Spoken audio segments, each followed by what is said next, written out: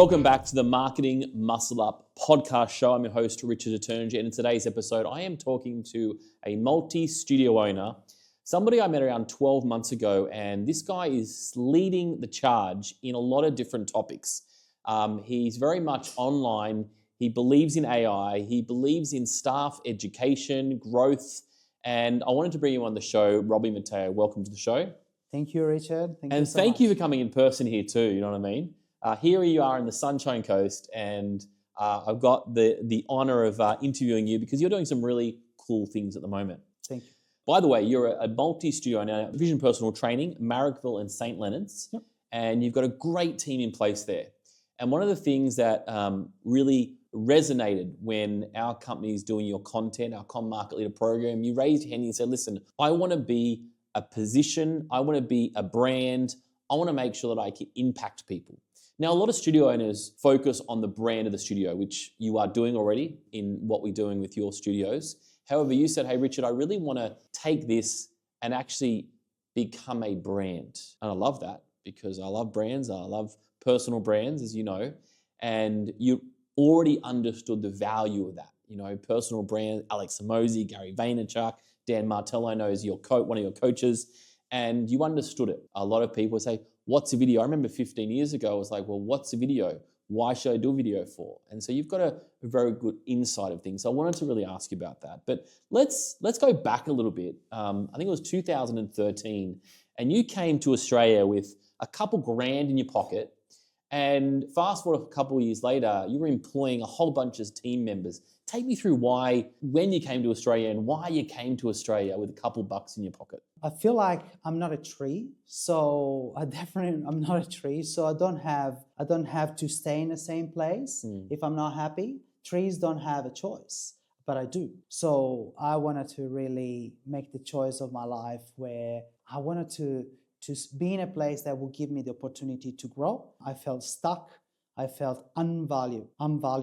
I felt that in the place where I was being a burden to my parents at 28 years old, just finishing university. And I felt like it was the time for me to go. And I bought one-way ticket to Sydney with only, $3,000. Why Sydney? Sydney. Why Sydney? I met Sydney the first time in 2009. For you, probably you don't know this, but I was a semi-professional soccer referee or football referee. And I met Sydney because I won as a talent when I was a 23-year-old. I won a talent program where we could exchange between Australian referees and Italian referees. Right. I came over to Sydney to referee one of the biggest derbies, which was Marconi Stallions against Appia Leichardt, which is an Italian. Oh, yes. My father-in-law coached those teams. I know those teams. I'm from Sydney. Yes. Yep.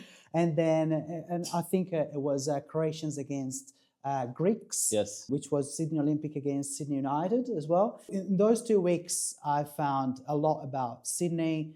It was a place of sport, a place of where people love being fit and love being healthy, a great weather, and a great country, the land of opportunity. At least it was this back in 2009, 2013. So I decided that as soon as I finish my uni degree, I'm going to go to Sydney, and this is what I've done. Because I already knew that probably Italy wouldn't be the place for me forever. Yeah, I came to Sydney and I got lucky enough to meet a very good employer, which was very different from the employers that I had back in Italy. Yeah. Whole different bunch of stories there. And this employer actually inspired me to be an employer myself, because my former employer not only sponsored me, so he gave me the honor to become an Australian citizen, which I was very proud of, but also he gave me a lot in terms of teaching and in terms of mentorship, and he paid my bills, he paid my rent. It was incredible. So the biggest thing that I've learned is that if you give your employees everything to perform, because they don't have to worry about anything else aside from performing at work, well, if you are grateful enough to understand that, you will definitely perform at work. And this is what gave me the inspiration to then go and replicate towards my employees right now. And fast forward, you're in one of the premium personal training franchises vision personal trainer. Oh. Vision personal training, I should say. Andrew has been a guest many years on my podcast. Were you always wanting to start a business when you landed in Sydney, or was it something in the back of the mind? You really inspire, I think, the younger generation who are trying to get that job, trying to get the first job, or trying to get that first business. What inspired you to go in to the Vision Personal Training franchise? I always wanted to be able to own my own fitness studio, fitness facility. It wasn't at the beginning the idea of owning a personal training studio, but personal training is what I've done for a long time, starting from swimming or soccer, and then obviously into fitness. However, the biggest thing for me why I went to Vision Personal Training is because Vision Personal Training has a very clear career path. Unlike many others, they will allow you to come in as a very qualified or non-qualified personal trainer. It doesn't really matter, because we hire for the soul and we train for skills. So you coming in with good values, then we train you for skills. Doesn't really matter if you are already very expert or non-expert. Therefore, as long as you perform, you have the career path that you want. You can choose between becoming a master trainer, a manager, or an owner. And I always pointed out to the ownership. So that was the idea. I met Vision Personal Training and I said, well, this is the place for me. Yeah, great. And I know Vision, amazing on systems. Andrew, I know well, and this, system king, you know what I mean? And very much believe in that. And that's one of the things in business, right? A lot of business owners go into business, they get their logo, they get their brand, and then they basically have a job that they've just bought themselves into. You've coming from a different tactic, and that's what I want to talk about today. I want to talk about some of the strategies that you've done to build your business. And I think your market, and I guess the people that you're reaching out to, are those who wanting to get their job. Those who are in your position when you came to Australia. So take me through some of your strategies. If somebody is looking for their first job, or they're struggling to get a job, or they wanting to get into business, talk to those people who are trying to figure it out. What are some strategies that, because you're hiring people all the time, what are some strategies that they need to have to land that manager job, or to land even their first job, Robbie? You nailed it very well. So the reason why I'm doing what I'm doing is because I talked to the young Robbie, the one who was completely broke.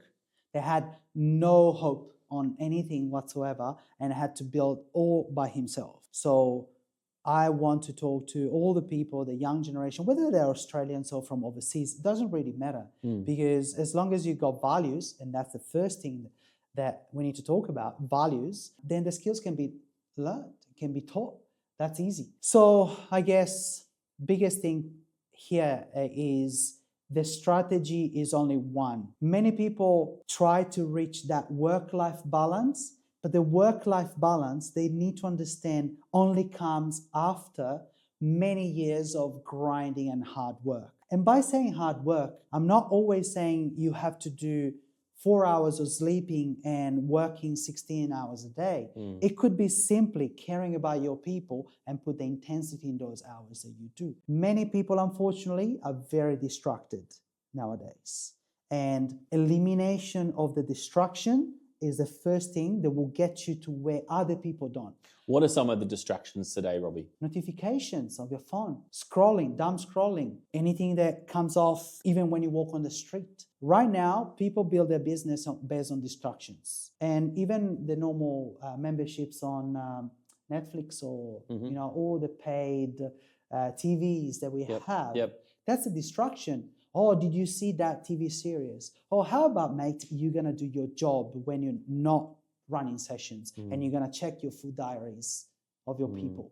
So that's probably one thing that I've seen the most out of my 5 years on entrepreneurship, which, by the way, it's not much, but it's enough to understand what the trends are. And I'm teaching every one of my employees right now to stay away from the distractions as much as they can in order for them to focus and actually build their own brand or their own credibility in front of their clients. Yeah, really interesting. I think it's been a disaster. We teach marketing, we teach social media. However, it's one thing putting the content out, it's the other thing consuming content in random times especially. I think there's times and places to do that. Do you think that's going to be a problem with the younger generation moving through, or do you think they're going to get smarter? You have two choices there. You can choose to be a consumer, or you choose to be a creator. Now, when we say creator, it doesn't mean you have to have a channel at all costs. You don't have to be a content creator in terms of influencer. You can simply be somebody that gives value to people when you talk to people. So if you are onto your couch, just scrolling, you being a consumer, if that time you can spend it to network and building a relationship with other people outside of that couch, instead you being a creator, do you need a camera in front of your face? No, you can just talk to people and add value to those people. This is what a lot of people don't understand. I'm a creator because even when I don't have a camera in front of my face, I can still speak to people and give the value and the knowledge that I have, that I built over the years. All right, Robbie, so let's talk about the environment, the perfect environment someone should get. And we are talking to maybe a generation, and you just said it really well. You said, hey, I've been an entrepreneur for 5 years. It's not much, but I actually think that's a long time. I think sometimes we can be in business for years but not learn lessons. So I think it's the lessons that I really want to dissect from you in your last 5 years that you've been running these 2 studios. And I know that you've also got other businesses as well that you're starting, like AI apps and so forth I'd like to get into. Tell me about the environments. What's a positive environment that you should consume yourself in if you are trying to be a leader? And when I say you don't have to be an owner, but I think we have to be a leader in what we do, whatever it is. What are some positive strategy steps that you can give that you may be using now, or some of your team members? A lot of people think that a positive environment means everyone is nice and everyone is just smiling and everything is positive. Truman Show, yeah? Yeah, that's right. Yeah, the Truman Show. I see the positive environment where, yes, we have fun. Yes, we have team lunches and team training, and we do a lot of stuff that is fun to do. But the fun comes only after, and the positivity only comes after a good performance. And by saying good performance, I only mean this. Your clients are getting results. They are happy. They staying with you. They believe in what you instruct them to do or coach them to do with their health and fitness. And therefore, they are always happy to come back to that place and see you. So this is the positive environment. A positive environment where if I have a hard conversation with you in your one-on-one, you trainer, I'm not doing that to screw you, to destroy your confidence. I'm actually doing that for you so you can learn from your mistakes, and therefore you can learn and improve next time. This is what a lot of people think positive environment is. It's not having tough conversations. Tough conversations. Do you think that's the thing that is needed? Because tough conversations is exactly what people think positive are. Oh, there's a hard conversation to have. And then they keep it, they hold on to it for a long time. They perceive that as a negative thing. Unfortunately, the hardest thing that I've seen when I try to pass on some leverage and some ownership to my employees over the last, especially the last 6 months, is to audit how they're having hard conversations with people. Now, everyone is perceived in a different way. I tend to be perceived as an aggressive, intimidating, and sometimes a dickhead. But I'm actually not. And when people learn more on who I am, especially on my background, they do understand a lot of the things that I mean and that I'm not mean, but actually I do that for them.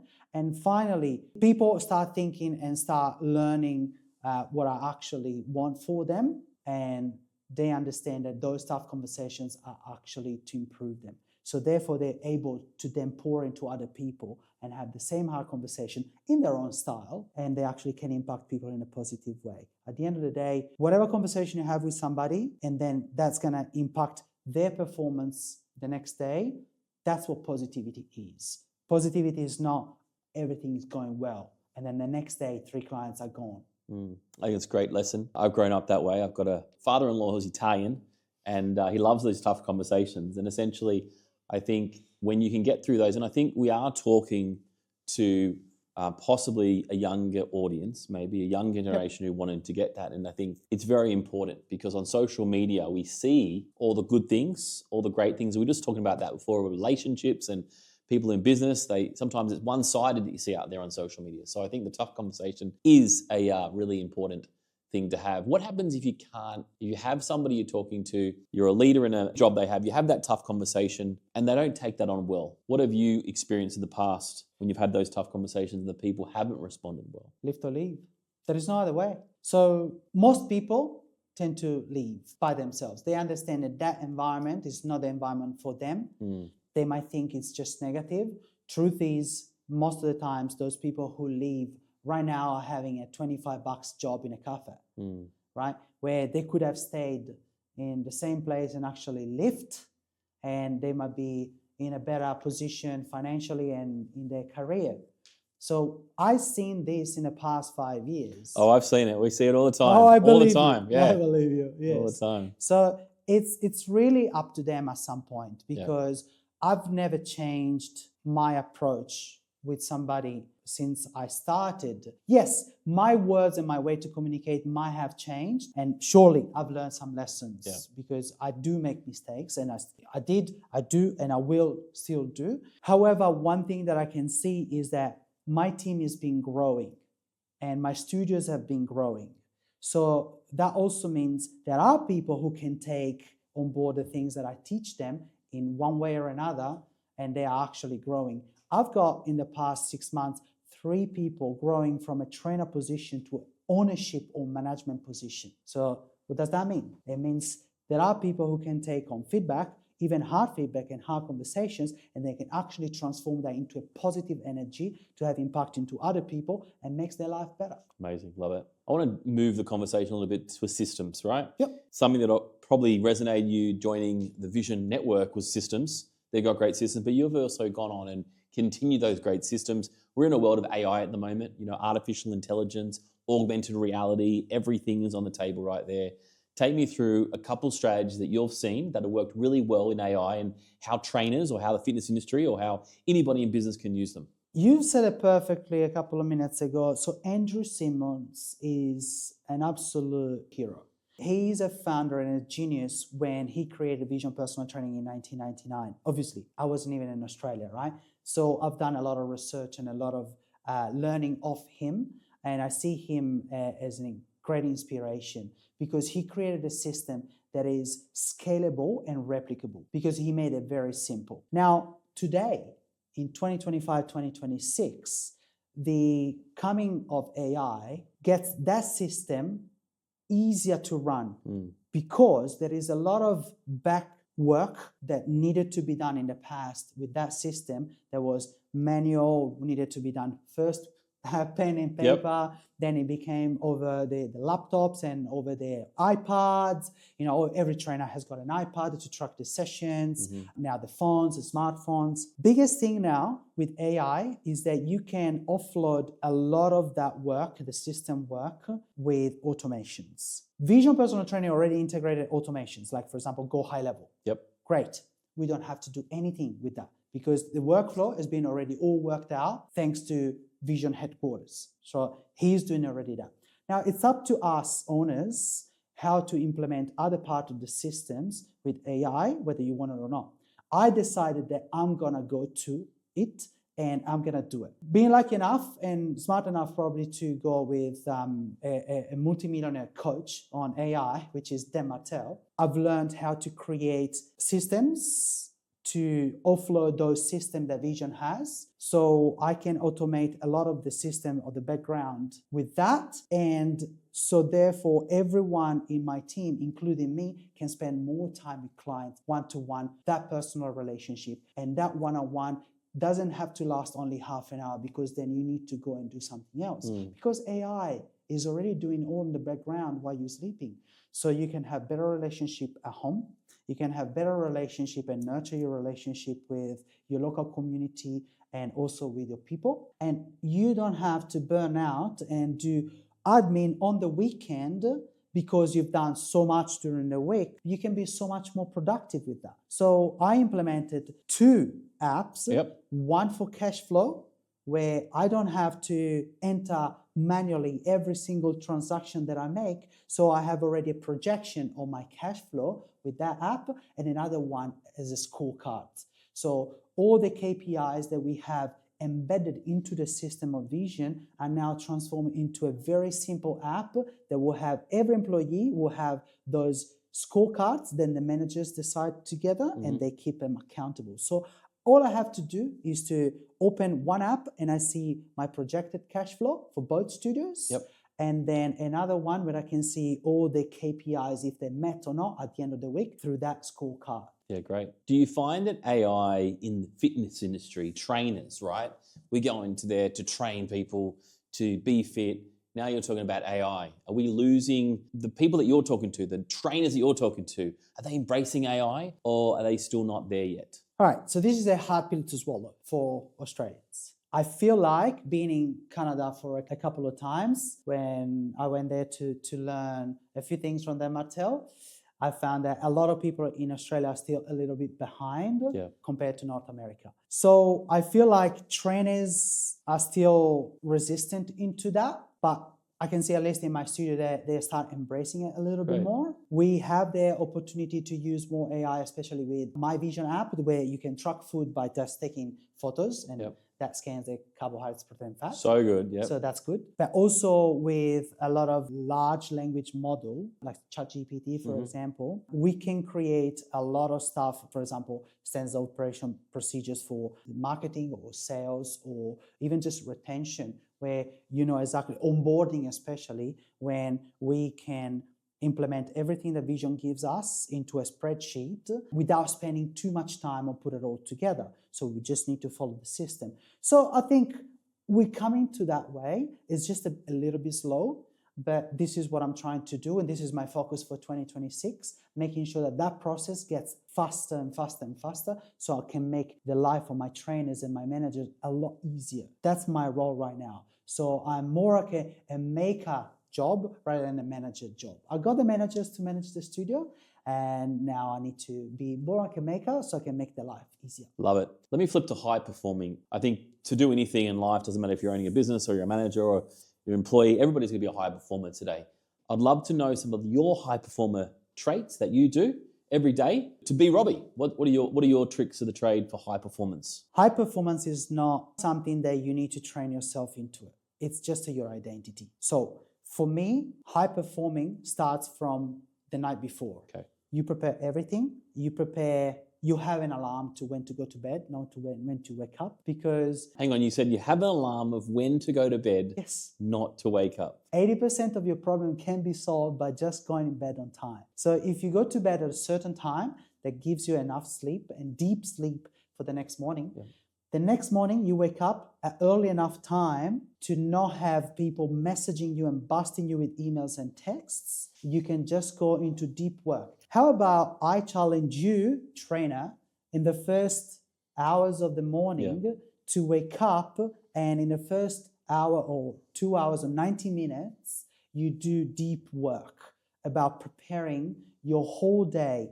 So for example, if your number one priority is to grow your database, how about you send and prepare all your outbound messages and emails first thing in the morning? Your mind is clear, you have no distractions because nobody is texting you or calling you at that time. And once you've done that, you go to the studio, you either start your first PT sessions, or in my case, because I don't have PT sessions, I exhaust my body, so I train hard, and so my health is in check. Because also tell you what, 80% of your problems can be all get rid of by being in shape, by being healthy, so you can inspire other people, because otherwise you wouldn't be credible, especially in our industry. That's probably a biggest thing. But power of power, as Tony Robbins calls it too. Exactly. Power of power. Exactly. Morning, it doesn't matter who you speak to, the morning time is the key. It is. I think when anybody says it's the morning, it is. It is the morning to clear your head and get stuff done. That's right. That's what works for me. For a lot of people, late night can work.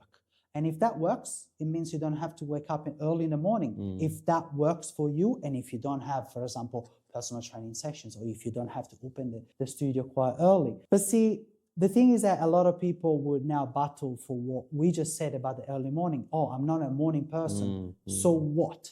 You can do that at night, and the next morning you can sleep in. Wake up at 10 o'clock, and you can start your day and get the most out of your productiveness at night. It doesn't change as long as you do lock in. 2 hours of work, very focused work, locked in, per day will give you so much more productivity than 10 minutes.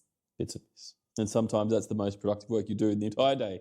Just in the morning. Right. Robbie, I want to sort of go back to specifically being a boss, being an owner. Some people love it. Some people struggle with it. What are some struggles that you've faced having two locations, not one, having two locations? Or what is some secret sauce that you can provide somebody who's got one, who's trying to get the second one, or just struggling to keep the first one? What are some things that you've done and doing at the moment to ensure that you can manage both whilst not burning out? The formula is simple. Simple scales, complex fails. If you keep it simple, you have a system, right? And obviously I'm talking about Vision Personal Training, but I think most of the franchises or even just normal gyms or any kind of business has a system. If they don't, they better build it, because otherwise they're going to crash very soon. So if you have a system, you just have to follow it. The system is built there for you to win, not to lose. Most people struggle because they don't follow the system. Now, within the system, there is also another component, and that's the biggest struggle. It's the volume. Most people think about, okay, I'm doing this for an hour a week, let's say outbound or outreach, 1 hour a week, and it's not working. So we need to find something else that works. No, you don't. You just need to do more of what you know it's working. So we have multiple layers in a marketing space, especially to generate leads, for example. Yep. So if you know that there is a particular thing that works, why don't you do more of that? How about you do more of that? And if the answer is, I can't do more of that because my calendar is already full, great. Can you do your time and energy audit and get rid of certain tasks that are only taking away time from what actually your core part to generate leads is, and your core task? Can you do that so you can offload that to someone else? Or if really those tasks are really important, like for example, I have a manager in Salenius. Yes. She's great at marketing, she's great at sales, and she needs to do a lot of stuff to generate qualified and sign up new leads. However, sometimes she struggles because she's still one of the top personal trainers. So she still is very much requested for personal trainers because she has particular skills that nobody else has. Well, the biggest struggle and the biggest conversation we kept having is, how do we create more volume for this? Well, the answer is simple. We need to hire a new person to offload the volume that you're not able to do during the week. So we need to hire a new person that helps you to generate and qualify new leads. So you actually don't have to go outside and do more because you already have someone else that does that for you, and then you close them. So it's very simple. This is what people don't get. It's just the volume. It's a volume game, especially in the fitness industry, but in any type of business. Ensuring the system's there so you can just pass that on and make sure those clients get results as they go through. That's right. All right. As we wrap up, Robbie, I want to understand a little bit more about where you see your day-to-day, right? So let's say we've systemized the business. We've hired some people. We've used the AI. What do we do with our days when everything's smooth, it's running? You know, you see a lot of people say, we're building a business for a family or building a business for freedom. And I'm just sort of curious, what's freedom for you? What is that dream that everybody's dreaming of now? You know what I mean? That you're hearing on the street as well. To me, freedom is building an empire. And building an empire is simply a world of endless creation where every day you pour into people and you add value to people. I haven't touched my inbox in ages. I don't even remember last time I opened my own email. And also, I hardly do personal training sessions, and also I hardly do any type of admin. However, I've been spent most of the times into just pouring into people, teaching people how to do their job well, learning myself new things and do better things, like for example, personal development. I spend at least 15 hours every week on personal development, if not more, and recruiting. So the first answer to any problem is to recruit the right people. I've hit the wall so many times, and I'm still hitting that wall. It's an endless job to do when you're stuck, when you don't have the right people. I hit the ceiling, and to destroy that ceiling and to pass over, you need a person or two people that can lift the team's quality. So that only comes off two things. It's on the back of two things. One, developing more the people that you have. Two, hiring the people that can lift the team standards. Great. There is no other answer. So keep moving in positions that is going to elevate the freedom of your day and what it means for you, and then focus on the biggest task. That's right. That delivers that piece of freedom. That's right. Robbie, it's been a great talk today. Thank you for coming up to the Sunshine Coast. Thank you for having me here, Richard. No dramas. We didn't get any snakes this morning, which was great. Thank God. For those who want to listen to any more of these episodes, just like Robbie's amazing content there, be sure to tune into our Marketing Muscle Up podcast show on Apple, Spotify. There's heaps of good past editions, marketing, working with your partner in business. It's all there. I'll tune you next time to the Marketing Muscle Up podcast show. Bye for now.